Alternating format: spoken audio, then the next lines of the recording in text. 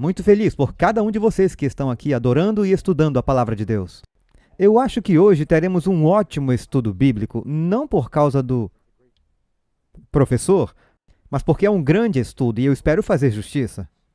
Continuamos uma série onde estamos falando sobre as grandes histórias da Bíblia que falam sobre Jesus. Chama-se de capa a capa. Jesus em toda a Bíblia. E hoje, em particular, vamos olhar para Moisés. Eu sempre tive um grande respeito por Moisés, embora eu não tenha sido criado como cristão, mas minha mãe era judia. Mas, além disso, alguns sabem que a minha mãe ela era uma atriz, ela era do mundo dos espetáculos. Ela não era muito famosa, ela não era nem um pouco famosa, mas ela trabalhou em grandes filmes. Ela teve uma participaçãozinha num filme com Charlton Heston e Yul Brynner chamado O Bucaneiro. A gente assiste e diz para as crianças, olha a vovó. Mas ela também participou dos 10 Mandamentos. E também uma pequena participação. Ela estava lá no meio de outros 10.000. Mas eu sempre tive o maior respeito por Moisés, mesmo crescendo como um agnóstico. Porque eu pensava, quem é este homem que fala com Deus? Que recebeu aquela lei e teve a coragem, a audácia de ir contra o faraó? Chegar lá e dizer, deixa meu povo ir. E se não deixar, vai ter problemas. E ele chegou lá com um cajado de pastor e ajudou a redimir uma nação. Eu sempre fui muito inspirado por como ele se afastou de ser um faraó em potencial. Então eu sempre fui intrigado com a história de Moisés. E depois de me tornar cristão, e ao ler a Bíblia, eu fiquei fascinado com o quanto a Bíblia tinha a dizer no Novo e no Novo Testamento sobre esse grande herói da Bíblia. Moisés é mencionado 851 vezes na Bíblia. Só 2 nomes são mencionados mais do que o nome de Moisés, que seriam Jesus e o mais mencionado, que é Davi. Mas o nome de Moisés é mencionado 80 vezes no Novo Testamento. As pessoas pensam que no Novo Testamento, que Moisés agora é do passado, mas Moisés é fundamental para a sua compreensão do Evangelho. Agora, eu gostaria de chamar sua atenção para um verso da Bíblia, 1 Coríntios capítulo 10. Veremos a história do Êxodo, na qual Moisés é parte integrante. É uma alegoria do plano da salvação. Alguns perguntam, pastor, por que você se preocupa em pregar essas histórias da Bíblia? Procurando por Jesus nelas. Foi o que fizeram os escritores da Bíblia. Vejam isso, 1 Coríntios 10, começando no verso 1. Ora, irmãos, não quero que ignoreis que nossos pais estiveram todos debaixo da nuvem, e todos passaram pelo mar, e todos foram batizados em Moisés. Oi? Batizados em Moisés? Moisés é um tipo de Cristo? Deve ser. E todos foram batizados em Moisés na nuvem e no mar. Todos comeram de uma mesma comida espiritual e beberam de uma mesma bebida espiritual. Porque bebiam da pedra espiritual que os seguia, e a pedra era Cristo. Agora, você lembra quando Moisés feriu a rocha e a água saiu da rocha? Mas aqui diz que a rocha os seguia. As pessoas lutaram com isso. Imagine aquela rocha rolando pelo deserto com eles. Eles tinham sede, batiam nela e saía a água, como um cantil. Não está falando isso. O termo pedra está falando de Deus. É um dos nomes que Moisés usa para Deus. A rocha que os seguia era o Senhor. Mais um verso a respeito. Deuteronômio 32, verso 4. Ele, Deus, é a rocha, cuja obra é perfeita. Várias vezes se refere ao Senhor como a rocha. Ele estava ali, ele os seguia por todo o deserto. E às vezes ele é referido como o anjo do Senhor. Agora, quando você olha para a história do Êxodo, só dando uma olhada panorâmica do Êxodo, aqui você tem uma nação de pessoas que nasceram na escravidão não por causa de uma decisão que eles fizeram, mas seus ancestrais fizeram uma decisão de ir para o Egito e por causa dessa decisão se tornam escravos. Nós não escolhemos nascer neste mundo pecaminoso, mas por causa de uma decisão que os nossos ancestrais fizeram, nós nascemos onde o diabo governa o território. E nós temos que lutar contra a escravidão do pecado, amém? Deus quer nos libertar. Por quê? O Senhor disse a Moisés, eu ouvi a oração do meu povo. Ouvi o seu clamor. Então Deus manda um Salvador. E manda Moisés, que diz ao faraó, deixa meu povo ir. E o faraó diz, eu não estou afim não. Agora, se Moisés é um tipo de Cristo, de quem o faraó é um tipo? Do diabo, claramente. Ele não quer deixá-los ir porque ele não quer deixar você ir. Não. Você é um escravo. Portanto, tem essa luta tremenda que continua entre Moisés e o faraó, e Deus e as pragas, e é realmente uma batalha entre o Deus Jeová e os deuses do Egito. Porque as pragas parecem cair sobre algo que eles adoram. Sejam as rãs, ou o rio, ou essa luz no céu. E depois essa tremenda batalha. Então o faraó é forçado a deixá-los ir. Claro que a última das 10 pragas trata do assunto da Páscoa. O anjo da morte só passará por cima da casa e poupará o primogênito da casa que tem o sangue do cordeiro. E aqueles que não têm o sangue do cordeiro, há um terrível julgamento. Ilustrando, é claro, o cordeiro sendo Cristo, e nós somos salvos pelo sangue do cordeiro. E se quisermos que o anjo do juízo passe, e se queremos começar nossa jornada em direção à terra prometida, que é o céu, está tudo fazendo sentido, sim? É tudo uma alegoria da salvação. Precisamos do sangue do cordeiro. Perceba que Deus não veio a eles e disse, olha aí, 10 leis para vocês. Guardem esses 10 mandamentos e eu tirarei vocês do Egito. Eles não são libertados do Egito pela lei, eles são libertos do Egito pelo cordeiro. Após serem libertos, ele então os traz para o Monte Sinai e diz, eu os salvei, e se vocês me amam, na verdade, os 10 mandamentos mostram misericórdia a milhares daqueles que o amam e os guardam. E qual é o primeiro mandamento? Eu sou o Senhor teu Deus que te tirou da terra do Egito, da casa da servidão. Ele começa logo dizendo, eu sou o Deus que te salvou. Agora, se você me ama e sabe que eu me preocupo com você, guarde meus mandamentos. As pessoas confundem essa equação. Então, toda jornada é uma jornada, e nós vamos ver algumas das diferentes ilustrações de ir do Egito através do deserto para a terra prometida. Justificados no Egito, santificados no deserto, a glória de Deus na terra prometida. E toda a história da salvação está no contexto do Êxodo. E você, na verdade, verá a história do Êxodo muitas outras vezes na Bíblia em outras histórias. Nós estamos enfatizando isso porque Jesus enfatiza isso. E as pessoas às vezes não percebem. Veja os diferentes momentos em que Moisés escreveu sobre Cristo. João 1,45. Filipe achou, isso está no início dos evangelhos, Filipe achou Natanael e disse-lhe, havemos achado aquele de quem Moisés escreveu na lei e os profetas, Jesus de Nazaré, o filho de José. Nós achamos aquele de quem Moisés escreveu. Moisés escreveu sobre Jesus, segundo os apóstolos, e até mesmo o próprio Cristo. João 5,39. Jesus disse, examinais as Escrituras, porque vós cuidais ter nelas a vida eterna, e são elas que testificam de mim. E é claro, Moisés escreveu 6 livros da Bíblia. Ele escreveu os 5 primeiros livros, o Pentateuco e o livro de Jó. João 5, agora o verso 45. Letras vermelhas, Jesus falando. Não cuideis que eu vos hei de acusar para com o Pai. Há um que vos acusa, Moisés, em quem vós esperais. Porque se vós cresceis em Moisés, creríeis em mim, porque ele escreveu sobre mim. Então veremos algumas formas como Moisés escreveu sobre Jesus. Jesus disse, Moisés escreveu sobre mim. Mas se não credes nos seus escritos, como crereis nas minhas palavras? Eu vou dar uma parada nesse verso por um minuto, amigos. É sempre incrível para mim conhecer pessoas que dizem, bem, eu sou um cristão, eu creio em Jesus, mas, sabe, eu não acredito em Adão e Eva, e Noé, e a arca, essas histórias. E eu disse, você crê em Jesus? Sim. Nos ensinamentos de Jesus? Sim.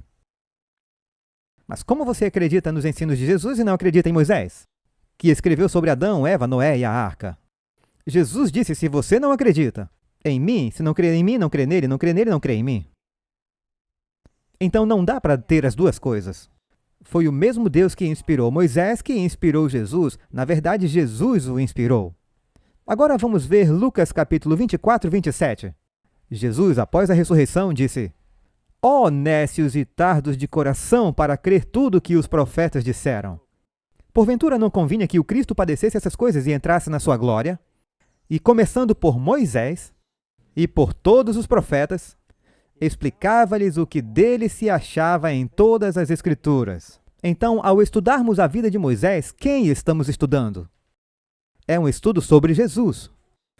No livro de Apocalipse, as pessoas frequentemente querem ir a um seminário de profecia e querem descobrir sobre a besta, o anticristo, e você sabe, o Armagedon e o 666. E elas esquecem as primeiras palavras do Apocalipse, que são a revelação de Jesus Cristo.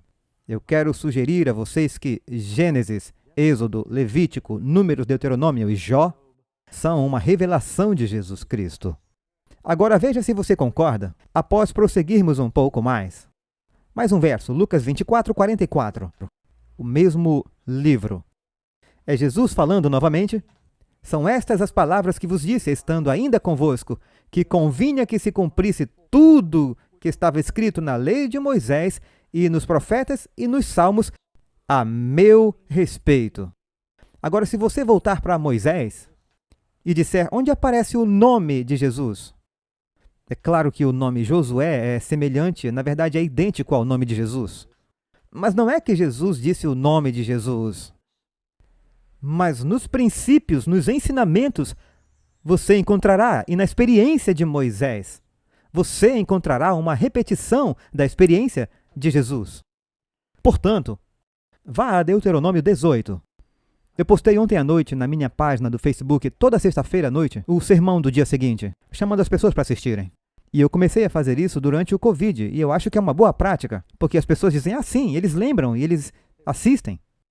E eu postei ontem à noite que eu achava que Moisés era um dos melhores tipos de Cristo na Bíblia, que Moisés escreveu sobre Jesus. Alguém fez um comentário e disse, Moisés não escreve sobre Jesus em lugar nenhum.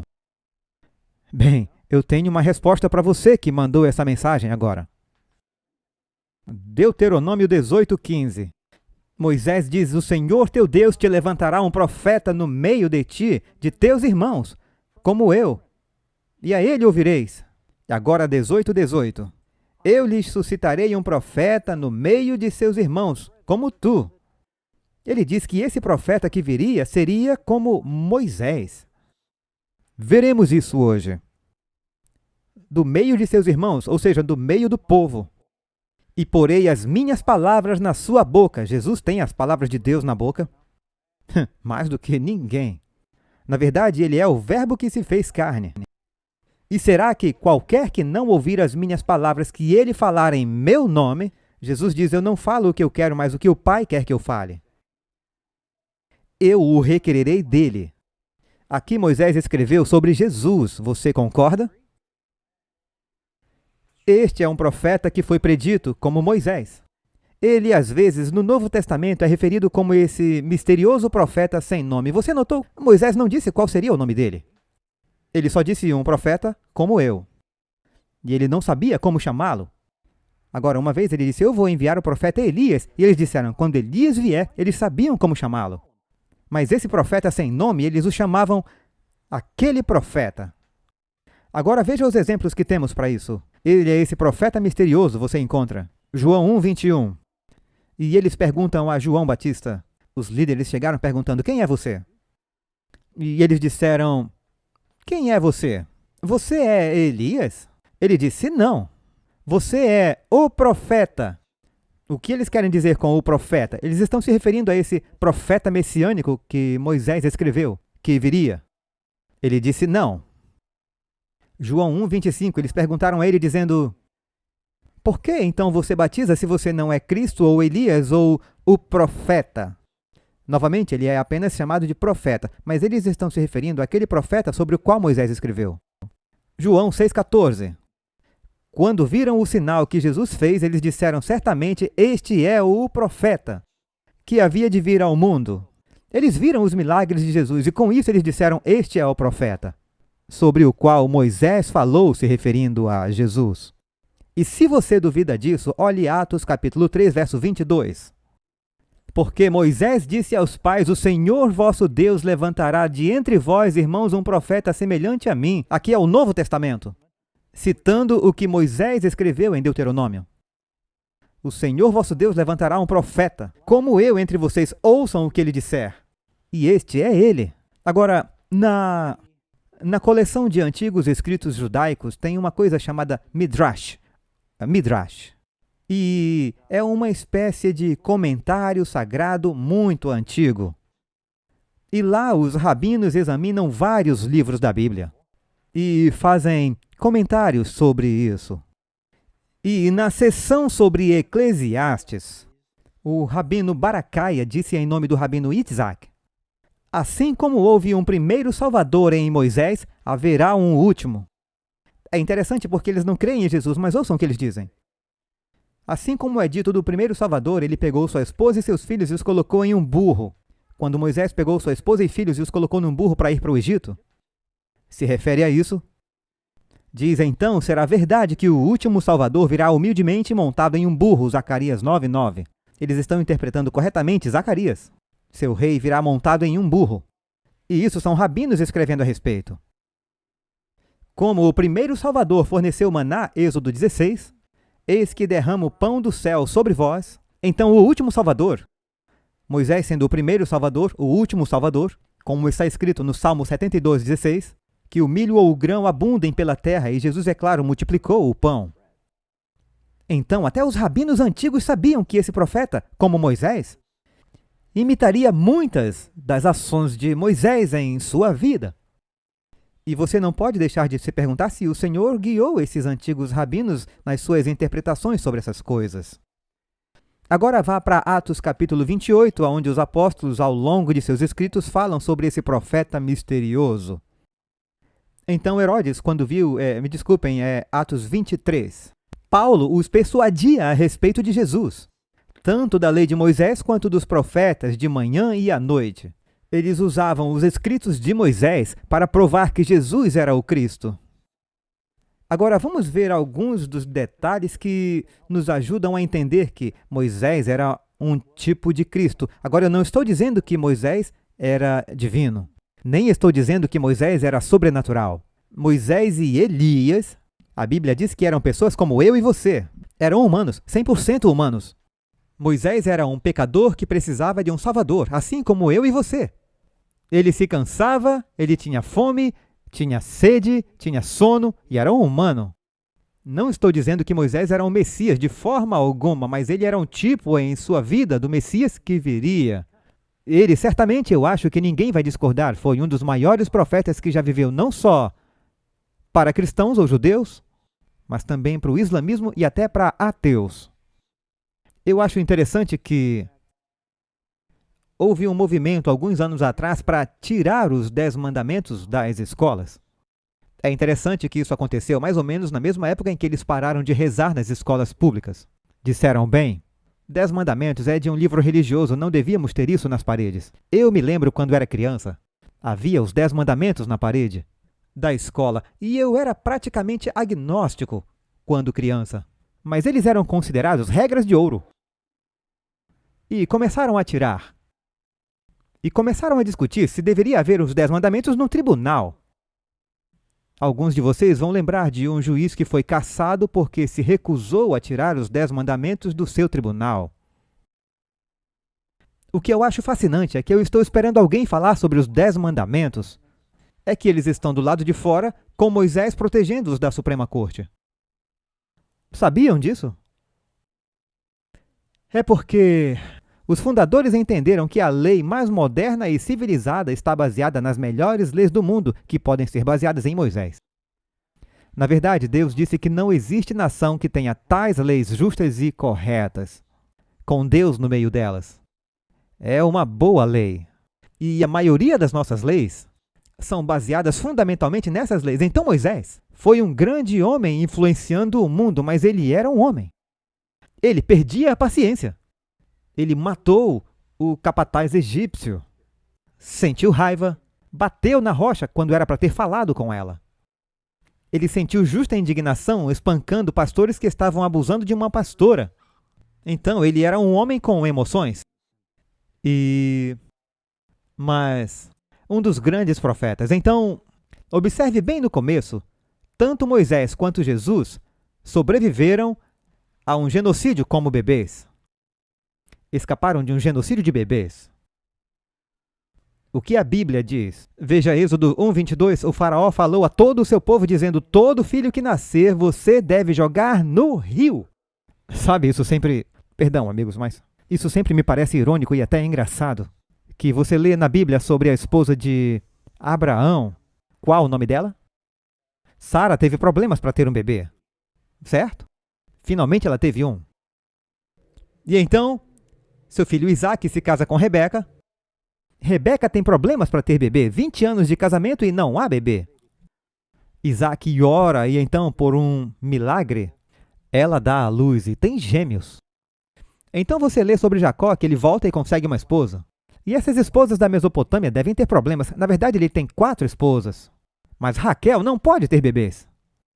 Finalmente, depois de anos, e deve ter sido difícil, na verdade, ela pegou o marido pela gola da camisa e disse: me dê filhos ou eu morro.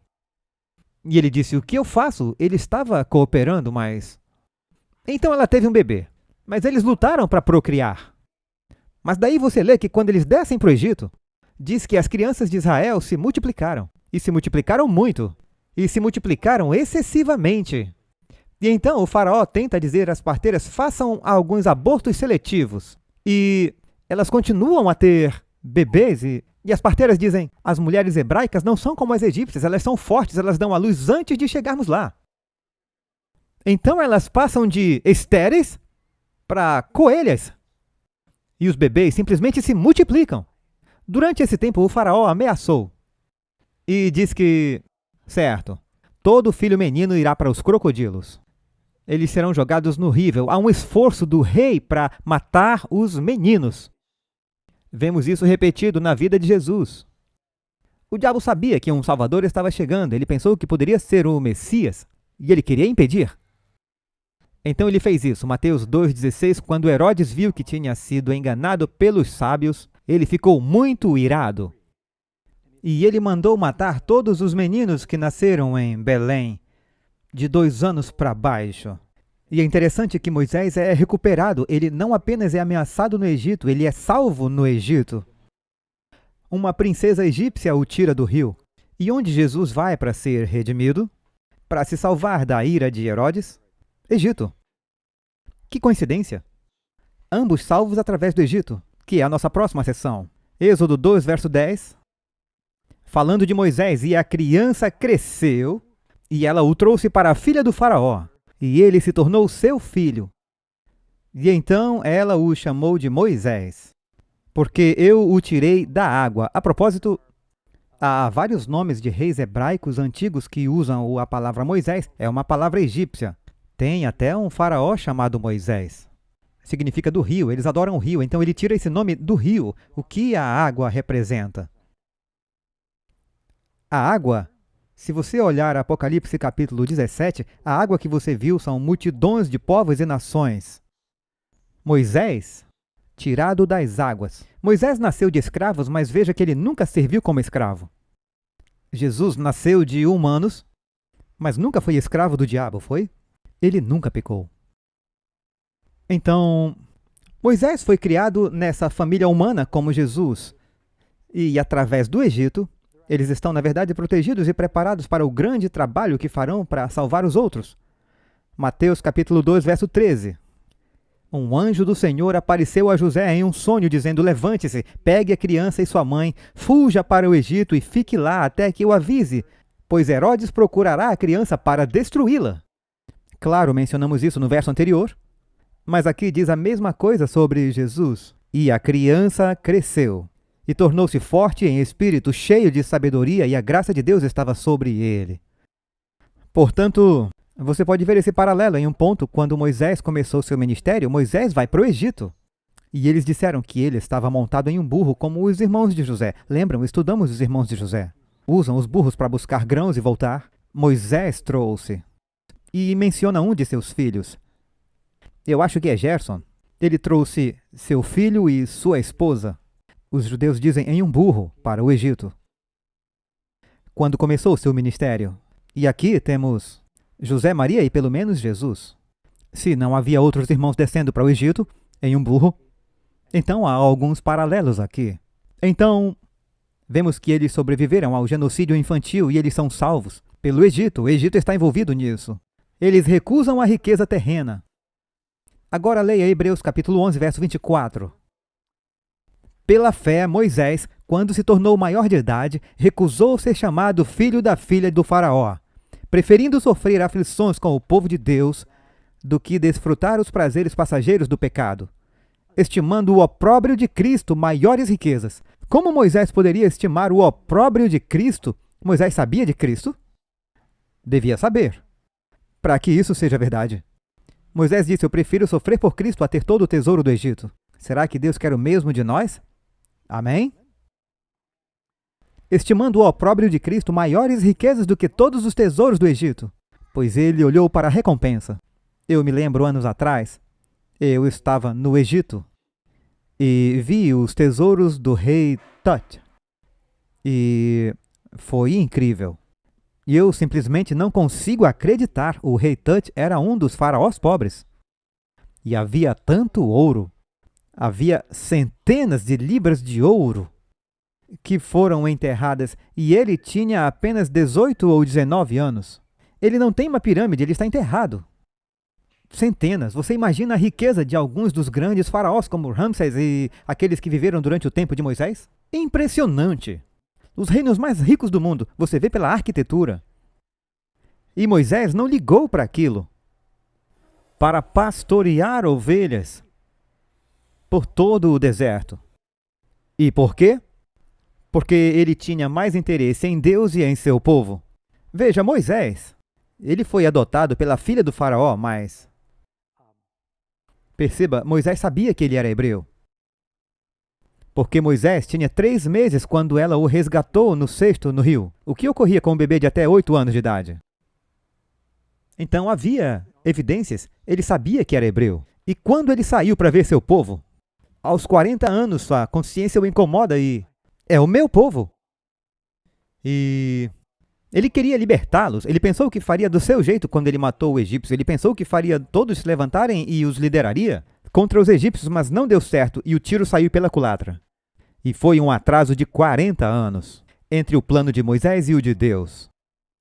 Mas ele tomou uma decisão de lançar sua sorte com uma nação de escravos e povo de Deus, ao invés de pessoas populares do mundo. Todo cristão precisa decidir. Você quer ser grande aos olhos do mundo ou aos olhos do Senhor? Você não pode ter os dois. Não só Moisés tomou essa decisão, o nosso Senhor também decidiu. O diabo levou Jesus a uma montanha bem alta e não mostrou a ele todos os reinos do mundo e toda a sua glória? E não disse: tudo eu te darei se tu te curvares e me adorar? Eu lhe darei todos os reinos do mundo. Não só o Egito, mas tudo. Jesus nem relutou, ele apenas citou as Escrituras e disse: para trás de mim, Satanás. Tu adorarás o Senhor Deus. Jesus cita Moisés a propósito. E só a ele servirás. Portanto, dizer não aos reinos do mundo. E não só Moisés deu as costas para a glória do Egito, Jesus deixou a glória do céu para salvar você e eu. Então ele é um tipo maravilhoso de Cristo. Filipenses 2, verso 7. Mas esvaziou-se a si mesmo, tomando a forma de servo, fazendo-se semelhante aos homens. E, achado na forma de homem, humilhou-se a si mesmo, sendo obediente até a morte e morte de cruz. Moisés humilhou-se a si mesmo, Jesus também. Jesus disse: eu vim do Pai, e eu venho para o mundo. Novamente, eu deixo o mundo e vou para o Pai. Jesus deixou o maior reino do mundo, o reino de Deus no céu, as glórias e os palácios do Todo-Poderoso, se você preferir. Eu não sei que tipo de palácio poderia conter o Senhor. E ele veio ao nosso mundo. Agora, enquanto passamos por essas diferentes amostras de Moisés e Jesus, espero que você não perca as lições que há para você e para mim. Também está nos lembrando que todos temos que tomar essa decisão. A Bíblia diz que Abraão procurou uma cidade que tivesse fundamentos cujo construtor e artífice era Deus. É por isso que ele foi um estrangeiro e peregrino neste mundo, habitando em tendas. Embora Abraão fosse fabulosamente rico, você nunca ouviu falar da mansão de Abraão. Ele possui centenas de servos, se não milhares, gados, ovelhas e tudo mais. Ele disse: eu sou apenas um peregrino aqui, eu estou buscando a terra prometida. Agora, depois que Moisés parte, ele tenta libertar o povo de Deus, ele mata o egípcio, e no dia seguinte, quando dois hebreus estão discutindo, um com o outro, ele diz: irmãos, por que vocês estão brigando? Perceba que Moisés apela pela paz entre seu povo.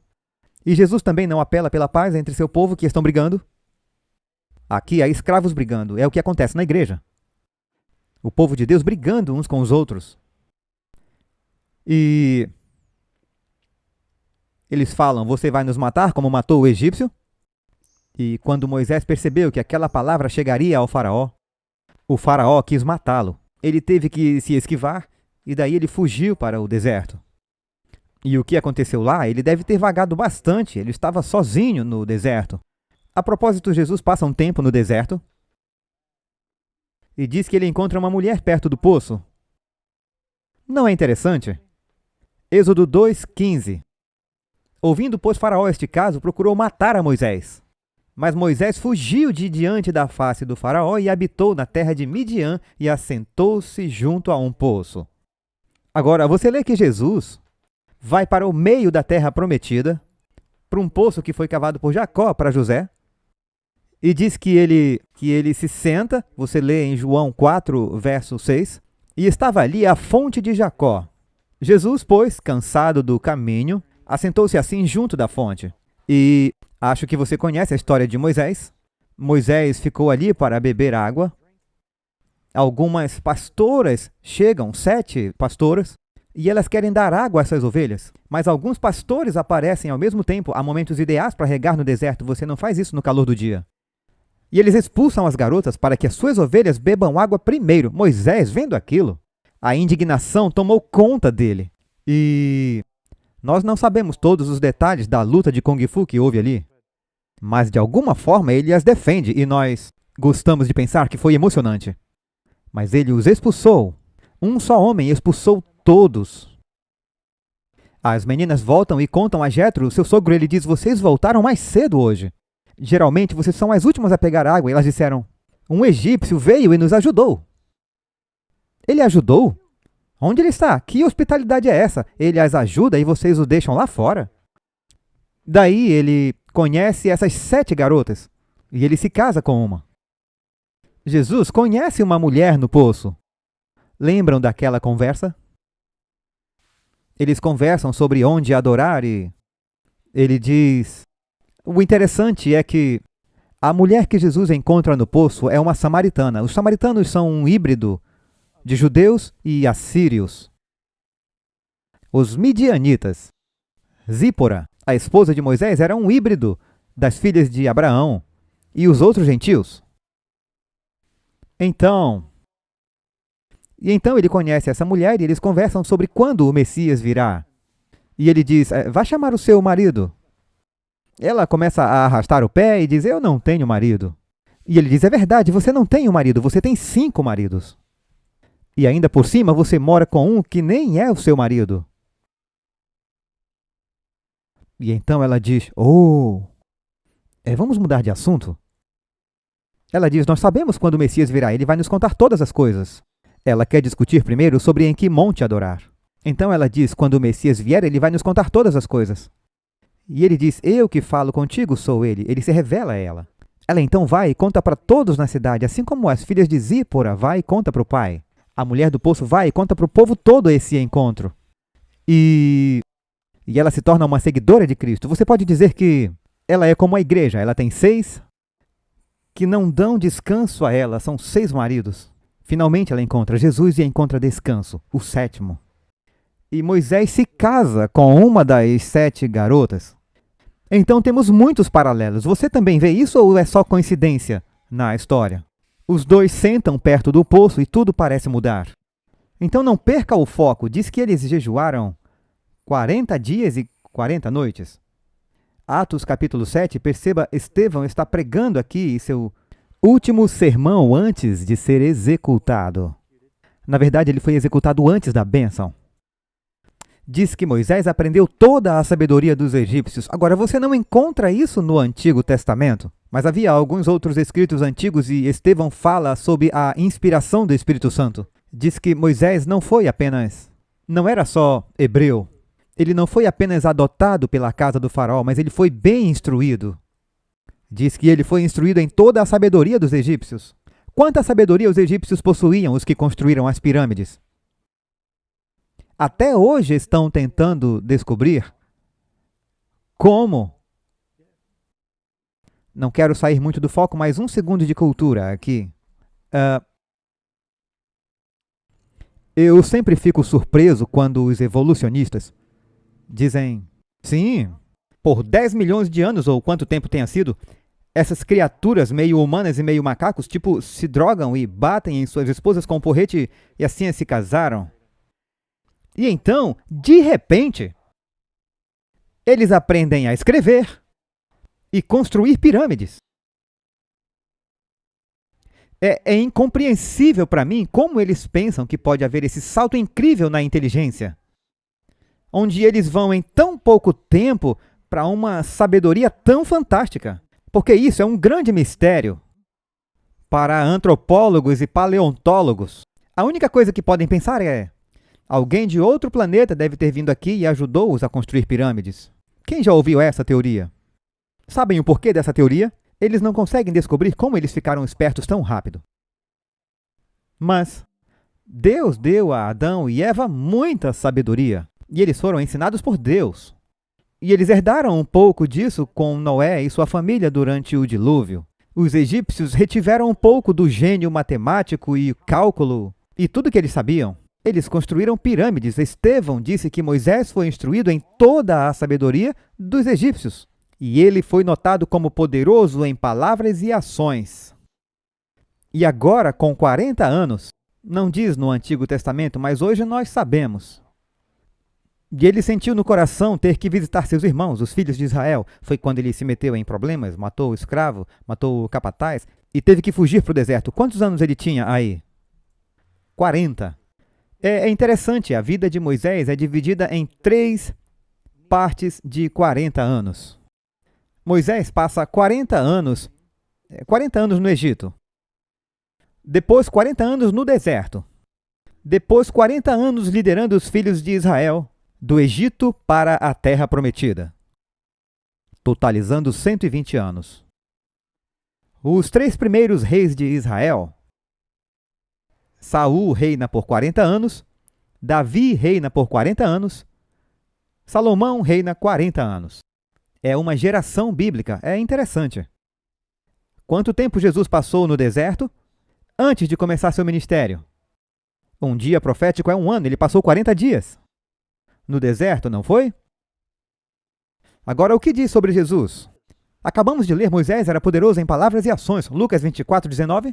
As que dizem respeito a Jesus Nazareno, que foi um profeta, poderoso em obras e palavras. Moisés era esse profeta, poderoso em palavras e ações. Exceto que uma versão diz poderoso em palavras e ações e outra dizem ações e palavras, mas Deus vai me dar graça sobre isso. Mas fala sobre suas vidas, suas palavras combinam com suas vidas, certo? E diz que ele esteve lá com o Senhor 40 dias e 40 noites falando com ele no alto da montanha. E ele não comeu pão nem bebeu água. Quem mais venceu na Bíblia 40 dias e noites jejuando? Elias e Jesus. E observe que foi depois de 40 anos no deserto que Moisés surge como um salvador. Para liderar o povo, depois de 40 dias no deserto, Jesus, após o seu batismo, ele começa o seu ministério. Mais um exemplo de como Cristo e Moisés têm tanto em comum.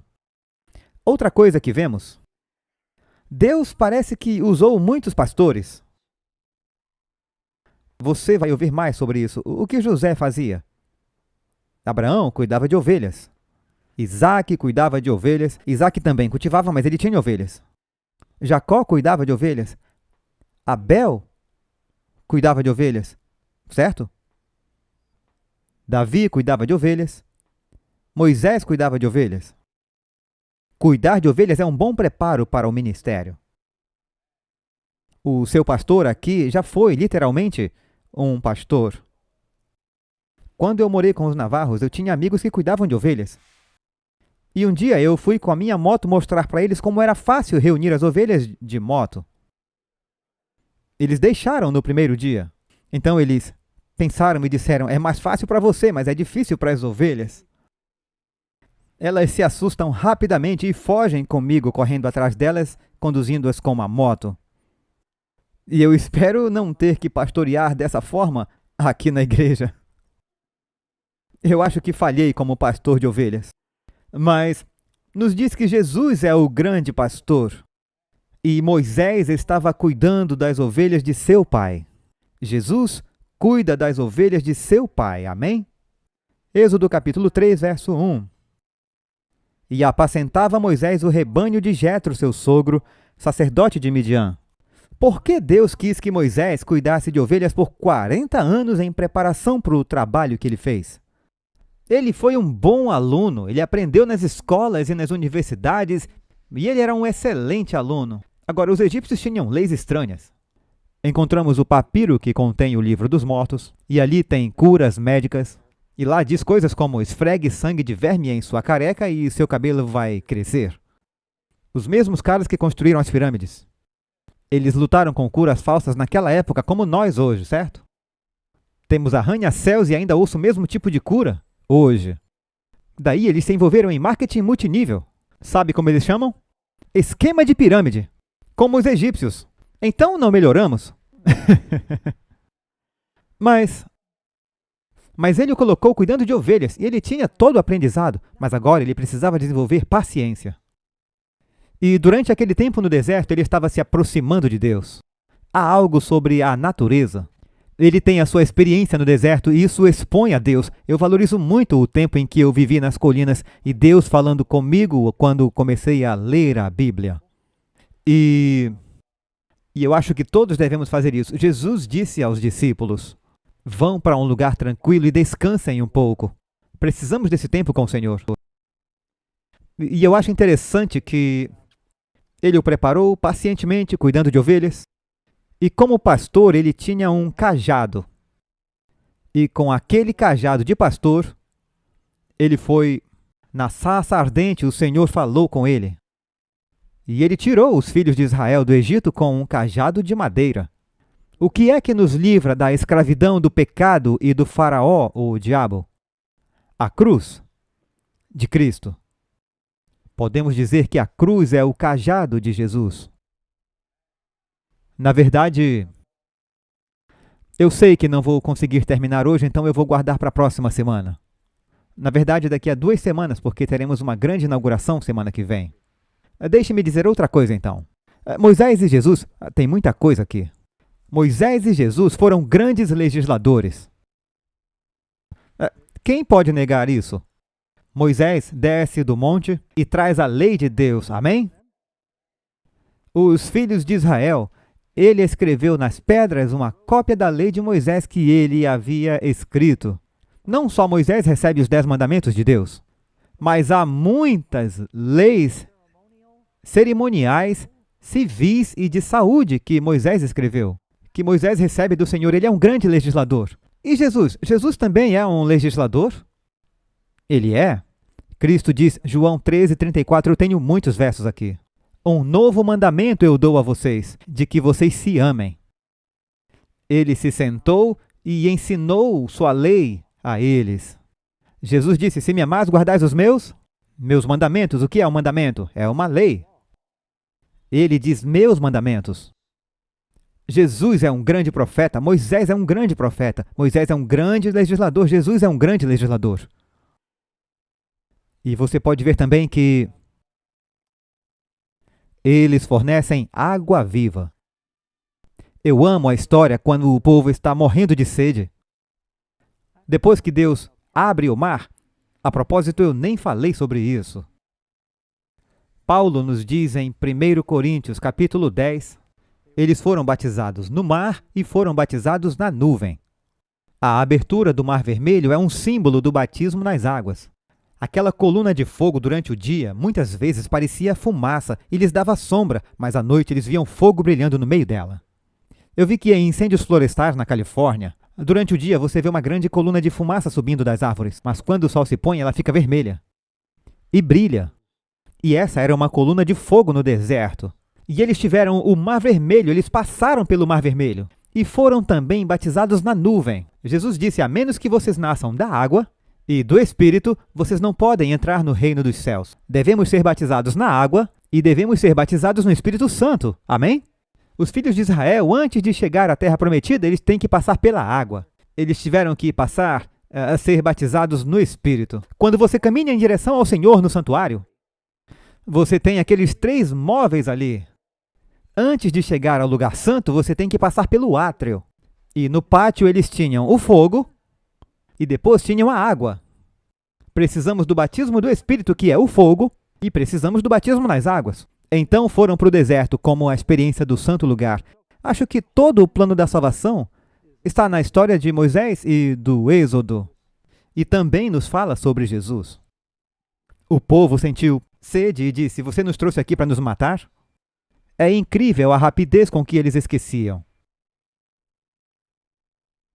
Eu lembro de ter lido uma história verídica. 1921, um grupo de soldados britânicos estava fazendo uma patrulha na península do Sinai que a Grã-Bretanha ocupou um dia. E eles se perderam numa tempestade de areia, suas bússolas falharam ou quebraram, estavam totalmente perdidos.